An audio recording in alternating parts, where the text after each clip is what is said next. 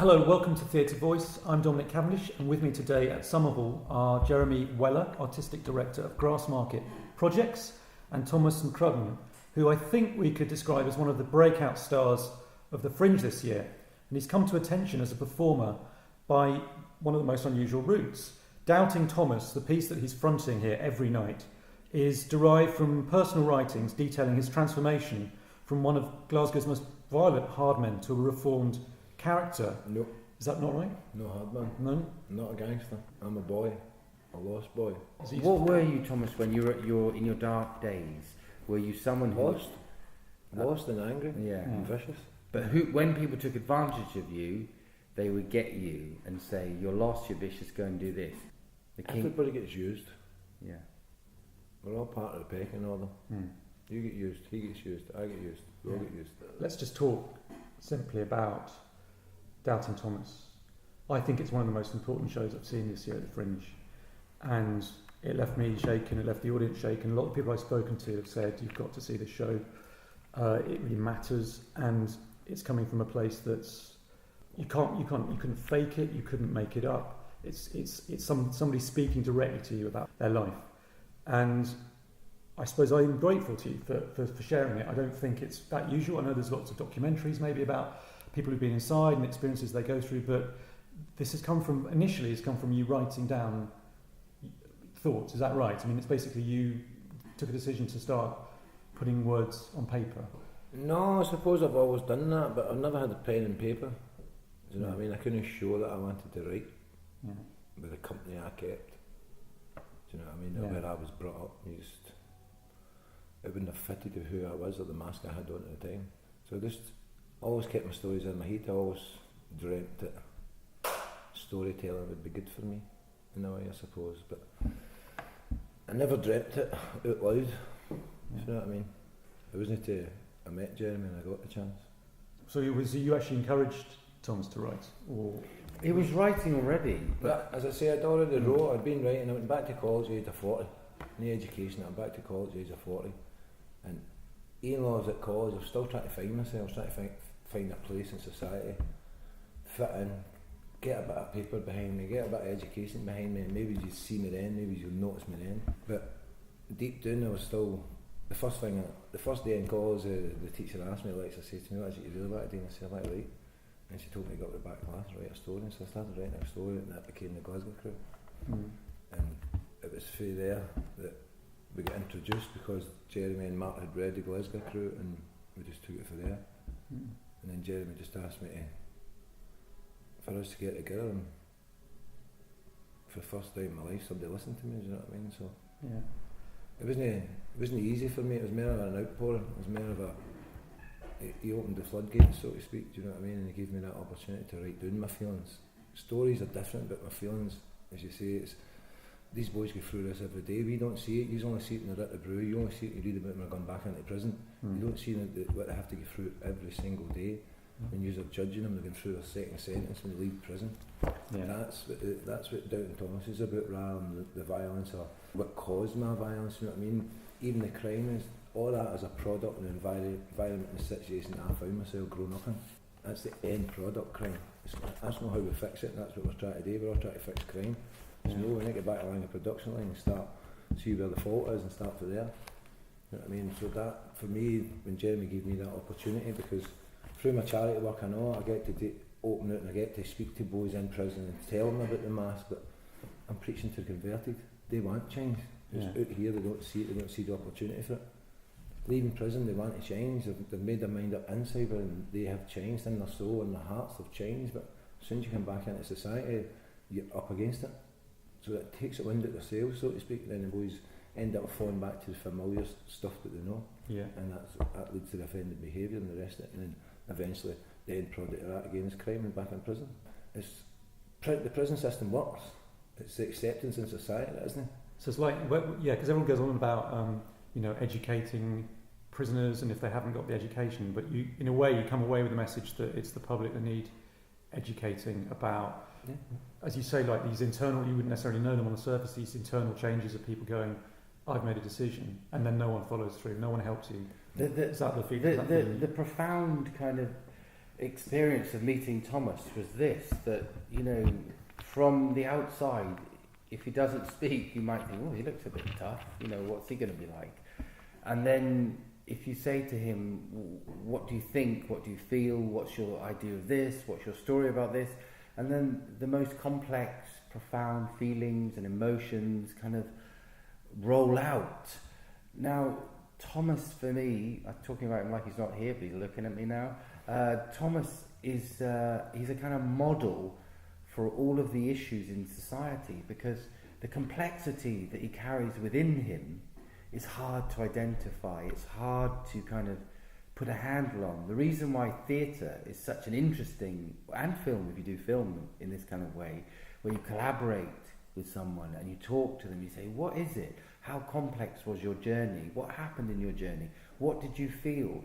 You find immense introspection, self-reflection, lucidity of knowledge about oneself and one's own journey that I think the prison system doesn't fully understand, the social services don't fully understand.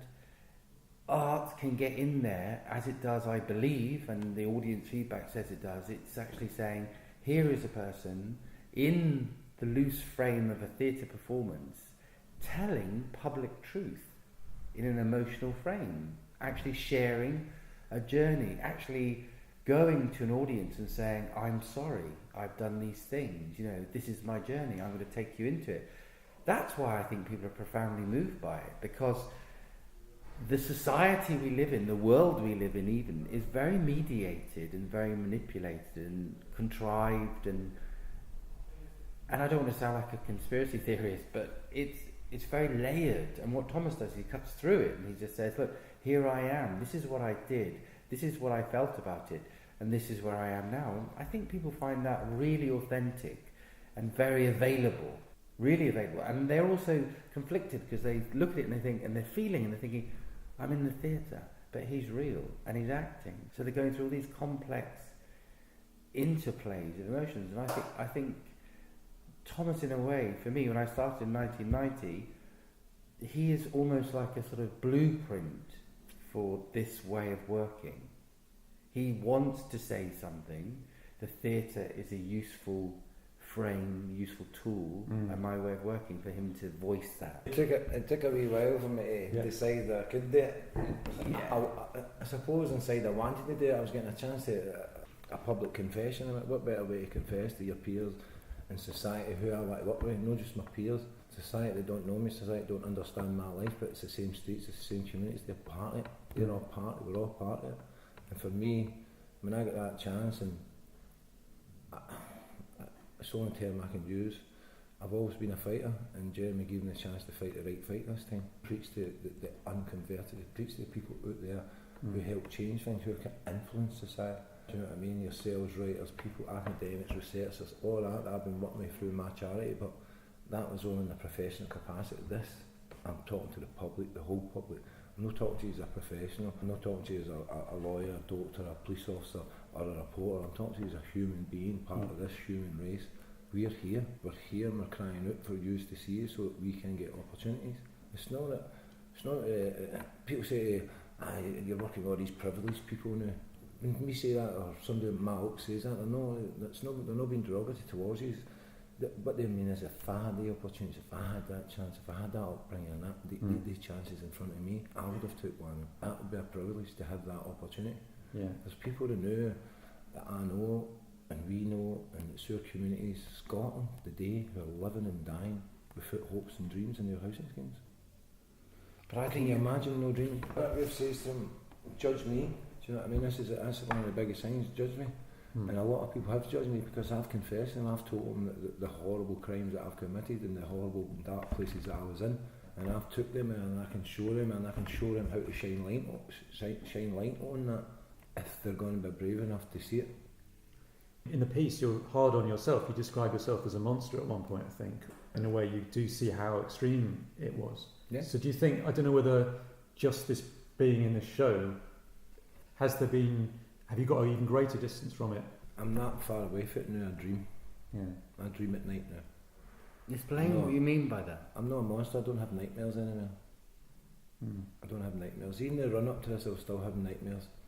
Nightmares in the sense that it's always violent dreams. There's always violence that's going to be on me, or the monster's going to get me, or I'm getting. It's violence towards me. So to stop that happening, to stop that fear, then I have to push that fear in front of me. Do you know what I mean? And that's what us guys are brought up in. But for me, when I got that chance, and it was only about, I think it was after the first night, wasn't it? I came back to them and I cried and I told them I dreamt last night. And I don't mean, well, I do mean, the dreams that you have. Yeah. Well, I think everybody has anyway. I don't know if she's had dreams like that. Yeah. My dog was a half an elephant, and they kind of dreams, and I'm saying the living room was upside down, the walls were waves, they kind of dreams, real, honest to God dreams. By confessing that and getting this chance to do this, and again looking at myself the way others viewed me, because even during the process for the year that we've been doing this, speak to my friends that I know, and they can't believe the change in it. I mean, they can't believe the change in it and all the transformation in it, and that for me is that's what it's all about. Do you know what I mean? Because if they can see change in me and they see hope in me, then they'll give them strength and maybe do it themselves. It's the same with society. If the people that come and watch my show walk out of that show, they come in and they hear about a monster, they get told about a monster standing in front of them. But at the end, I'm not a monster. I'm Tosh, I'm here, and I'm needing this. And most of them accept me. So what can we all do together for all the lost boys out there if we all sit down together? Basically, Thomas is a natural communicator. He's got a sort of evangelical power. He wants to communicate, he wants to give, and he wants to educate. So he's got that almost peripatetic thing where he starts moving and then it surges out of him. And my direction of Thomas every night is, you can add a bit, take it up a notch, because he naturally understands. My wife's favourite scene is when he's just done this awful thing with the theatre representative who wants, or the media representative who wants this kind of, visceral violence, and he wants to exploit it, and he shows him what real violence is like, and then he breathes, looks at the audience, then he says, Hastings, and then suddenly he goes, boys, what's happening, what we're doing now? And now, I've worked with David Harewood, and he's a wonderful actor, but I would think a lot of the top actors would find that moment to moment virtually impossible. For you, is there like this really clear line, like, I know I'm going to let all this anger out, but it's almost like a provocation to yourself. It's like, reenact something really quite violent, but it's theatre. I don't know for you, is that the toughest thing you can be doing on stage, do you think, really? Or I don't really know, because it's all a new experience for me, so I can't feel something I've not experienced. So the acting side that I don't get, that's for everybody else to look at. Me is getting the message across. Jeremy's giving me opportunity. I've known teachers who are not teachers. I know adults who are not adults. I know we're human beings who pretend to be human beings. And I don't want to be that. I don't want to pretend about nothing. I want to tell it how it is, and this is how it is. Yeah. And for me, even before I met Jeremy, theatre for me got stolen off of people like me and lost boys like me, because theatre was for us. It was us that sat and told each other, watch this, watch that, and drew it on the wall. And to each other, that's how theatre started. And then we started doing it orally. Do you know what I mean? Then we started communicating through dance and music and stuff. And that's all I'm doing, because society listens to that. No matter what background I come from, if I'm standing on that stage, they're going to come in and listen to me. I'll own them for that hour. I can take them anywhere I want. That's what I mean about knowledge, that he gets them, he knows he's got them for this time, and so he doesn't waste a second. The thing that really strikes home is that the moment of conversion, or the moment of change, centres around these really appalling incidents in prison, and young boys going into prison completely out of their depth, being almost immediately intimidated and threatened. I mean, I don't know when the last time you went into a prison was, but do you feel like the situation is, it's really graphic what you're describing. Basically, it's pretty much a lawless environment. In that sense it is, because there is rules, but there's ways to bend the rules. There is people watching, but they don't see all the time. Do you know what I mean? And these things go on. It's a pecking order. Prison is built that way. Do you know what I mean? The only way we're going to change that, if society take part in prison, is to building it, paying for it, building the war on it, and then walking away from it. Then complaining when the stream comes out. pushing them back in again. They need to take part in it. They need to understand what's happening in prison. What are they paying for? As I say, £42,000 a year. That's what it's to keep somebody locked up. That's no education, no special dietary, nothing, just straight bang up. Yeah. And we're paying for that, and then the boys are coming back out after a year being locked up in a room. They're bouncing out like a pinball machine, and then they come into society, and society start over again by punishing them again and give them another sentence to start again. Yeah. Every boy leaving prison knows they've got another sentence to do when they leave prison. But we've already paid their dues, have we know? Yeah. And we've paid them to society, because society built the jails. When I've done wrong, they put me in there to make up for their mistakes. Then when I come out, they put a walk. I can't get back to the old world because I've changed. Do you know what I mean? I can't get back there because I've changed, and I can't get in here because I used to come from there. So where do we go? Boys like me are just stuck in between, as I call it, limbo land. Do you know what I mean? And that's where all these issues are happening. This is where mental health, somebody's well-being, some depressions. There was sometimes I was sitting in the room with that telly and that mattress, and you've got nothing. No heating, no light, no nothing. You're sitting in your cell and you're wondering why you're doing this. What's the point in it? I'm not like to do that. I'm going to lads and tell them there is a point. Come this way, push for it, ask for it, let yourself be seen, ask them, because if our voices get louder, then you're going to have to listen to us. Violence is rife in our housing schemes. You're either a perpetrator of violence, you're a victim of violence, or you're a witness of violence. It's all surrounding violence. Grows up with you. It grows up with you.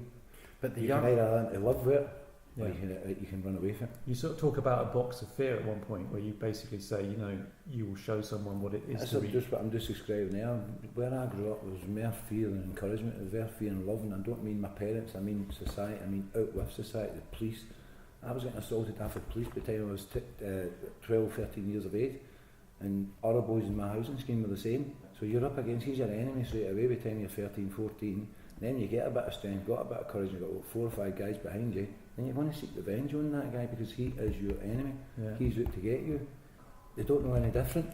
The London boys, for example, I mean, I lived in London, worked in London a lot in the PRUs, pupil referral units for excluded young people.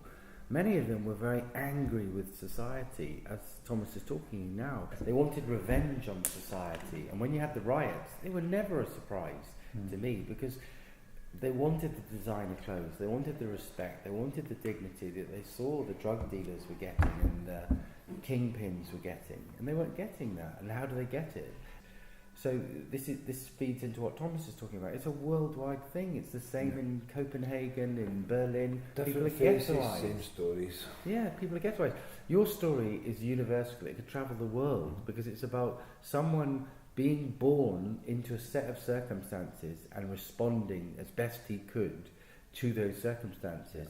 And you rose up. Actually, you did very well because you became one of the ones who was the leader in your kind of, as dark as it was, you were still seen as someone who was the number one guy. So that's an immense achievement, because a lot of people are eaten alive, aren't they? Aye, every day. Destroyed. Every day, man. I know it's that box of fear, it's that fear coming for you, it's psychological damage. You need to really be strong to survive in that street, and that's one of the things I say to the guys when I get into prison and talk to them. Prison's full of talent, so much talent. Do you know what I mean? Artistic ways, guys who's songwriting, anything, making things, doing things, adapting for stuff, with intelligence. Some of the guys I've helped for leaving prison now run their own business, and they say to me when I met them in prison, Tosh, I know he's selling drugs. Let's reverse the talent then. Because you've got a product, you need to put it out to your suppliers, right? And then you need to get your bill paid, and then you need to pay your bill. I say that's a business, that's an entrepreneur, man. I said that. So it's transferring skills, letting them know, they've been dragged up in the streets. What they've learned is, one of the things I kept saying is, my instincts get sharpened. Do you know what I mean? It was my instincts that get sharpened. The emotional stuff. You don't need that. Do you know what I mean? If you're quick enough, you don't need that. It's stand up, be strong, and move forward. It's all you can do. You're doing it with your pals. And yet the theatre is all emotion. This is a fact. It is for me. It is for me too. It's all emotion. It's everything that I've ever missed out on. It's everything that I could have been. People look at recidivism and then they say it's terrible how people go back in prison after 2 weeks, 3 weeks. I was right in residence in Corton Vale. Some of the women, they would return 3 or 4 times, come through the door. And the key is what you've spoken about before, Thomas, is that they'd say, well, there's fuck all for me out there. It's better here, it's more regulated. And that's sad, that's really sad that we've got our young kids, boys and lasses, saying that they'd rather be in prison than be out there in society amongst everybody else. Because it's like they've just been cut off so long that it's a different world. It's just a world that doesn't... Completely different world. Yeah. But it's the same streets. Yeah, but if you're people you had associated with in the past, I mean, some of them may have gone down your path, some of them may have stayed put in a way. But if they saw the show, do you think they would... I mean, would they feel it completely strange that you would be on stage owning your story like that? Or, I mean, do you feel like, because in a way they'd be a good audience to put it in front of, wouldn't they? It'd be me. If it was me coming to watch one of my boys who got themselves out and I was still live, so to speak, I'd be sitting there going, "Nah, you're right, you fucker." Yeah. But inside I'd be going, "I wish it was me. Yeah. I wish I had the strength to do that." Could you take it to that sort of community, do you think? Or is it just... That's what I'm doing. I'm wanting boys in the communities. I want boys who are sitting there now who get knives in their back pockets and now and knives in their boots and now. I want them to hear this, see this and see what we're doing and put the knives down and stand up and be seen. Do you not think if Thomas was on a stage in a troubled area in London and they actually had the right audience, you know, an audience of young people who are going off the rails, do you not think that they're responsible? My people, I don't care what colour their faces are, but poor people, we are put in the shadows of society. They're brought up the same way as me, they've got the same pressures as me, same mental pressures, physical pressure, the pressure of everything else that goes with growing up as a teenager, being part of the world and all. And we've got the other world on top of us with the pressures on top of that. These boys could, if they were shown and guided, could probably rule the world. Often the thing about theatre is that somewhere, for example, the National Theatre, we did a show for a youth festival and it was about gun crime and knives and everything. But I was working with some very lively individuals, very lively. I did a play called The Boys, and Susanna Moore from the Sunday Mail did an article about it, a really good article actually. And she said that when she read the press thing from the National Theatre, and this is about what theatre's like, I think, she said that it said gun crime, knife crime, blah. But actually the play was about a dysfunctional relationship amongst these young people based on their own experiences. And it had domestic violence, they're only 16, 17, had domestic violence, 18, had domestic violence, their struggle to love, their struggle to reach out for another human being in a love relationship. They could do lots of sex, anything you like, but their struggle to actually reach out and be open and vulnerable. You don't love yourself. And how can you love if you've never known love? If your parents have been so confused or struggling so hard that they never actually tutored you in the basics of emotional empathy. Can you just sort of briefly just say how it kind of... I mean, I know it doesn't fit into something because it's a unique story, and also it's also the relaunch, isn't it, of your Grassmarket kind of initiative. Does it build on what you've done in the past? It does build on. I think it's probably a little renaissance in a way, because Thomas is back to the roots of GLAD in 1990, because it's very authentic, it's very real. He's someone taking immense risks.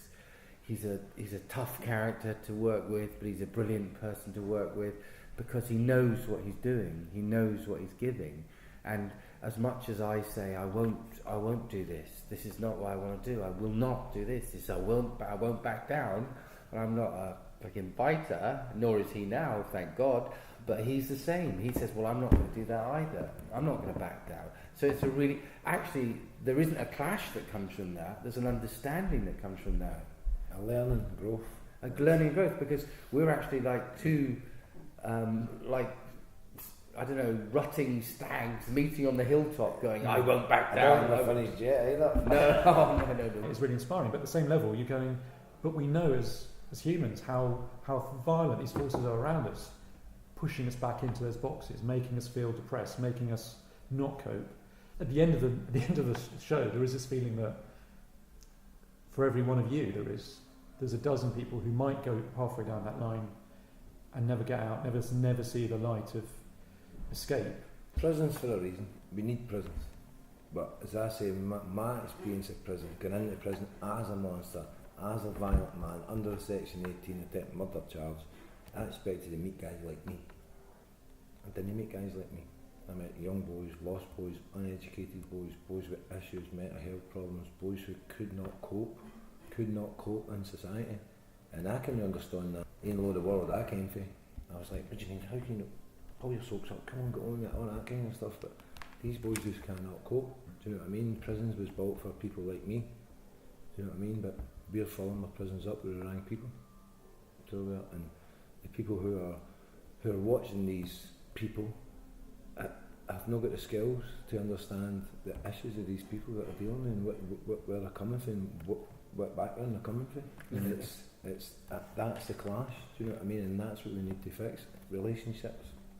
That's what we need to do. How could a person explore their self, their identity, their life, their role? How could they do that? They could go to therapy, they could go and meet a sort of guru, or they could find God. But that wasn't you. But they could also do it in the theatre, and they could do it in a very public way. They could explore their identity, their role, their personality, their emotions, their experience, their history, and they can, with a kind of collaborator, as we've done, make a kind of sense of it, draw it together in a string, tighten the bow and say, here's a little bit of music from all of this, in a way, chaos. But that can only happen if you believe everything has a meaning, there is a certain grace in humanity, there is a certain grace in someone who identified himself as a monster and was identified as a monster. So theatre can do this. This is the sort of magic, because it's that thing. Yes, every night Thomas will go through this great journey, this great night of the soul, and come out the other side, and so will the audience. But that's, in a way, his life. That doesn't end with the play. I was going to say, because one of the things that you could say that people are almost encouraged by this thing about judgment is going, by being on stage, by being associated with this play, and by having your face on the posters, you're sort of confronting that prejudice head on, because some people go, the quieter I am about this, the more I'll kind of, integrate or be more accepted. Yeah. And you're saying you have to take me as the man I am and what I've done as a factor, but you're just going to have to deal with all of it. Couldn't every job that I need to apply for, I need to tell the employer that I've been in prison for attempt murder. That's a great way to start an interview, isn't it? Yeah.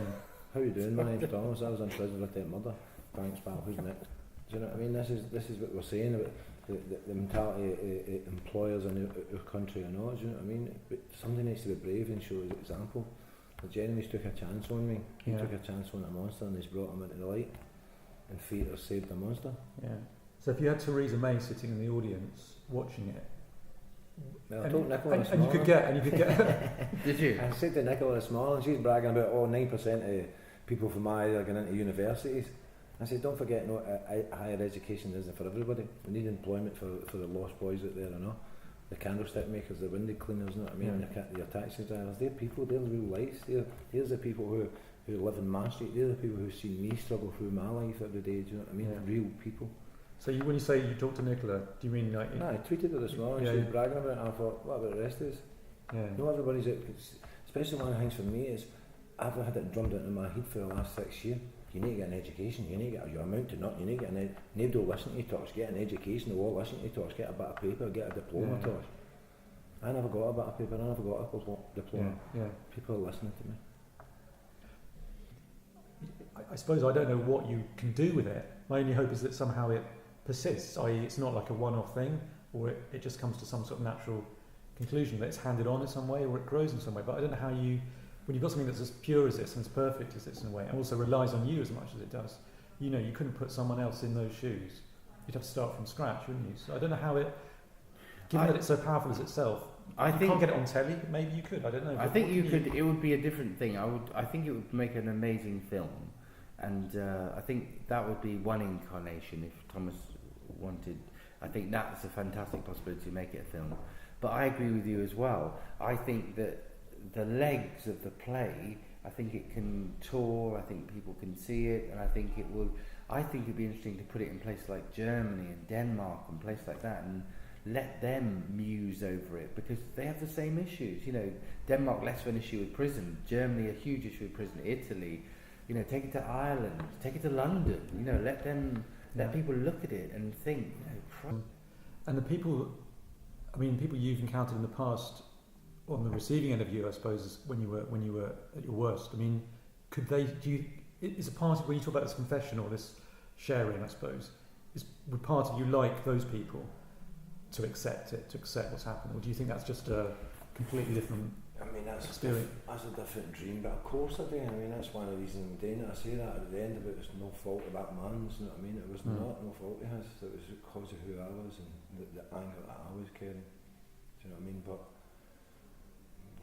would I forgive somebody that done that to me? I probably will. I don't know him. Everybody's different. But if the people coming after him, if his sons can forgive them, if people in society can give people like me, then we're going to make it better, because his kids, his grandkids, they're going to grow up in a safer society then. He's had to bear a scar for it, do you know what I mean? For us to fix it, we all need to bear a wee bit of the weight and the pain to make it better, do we know? My dream is that actually as many people as possible hear Thomas, because I think it's a pretty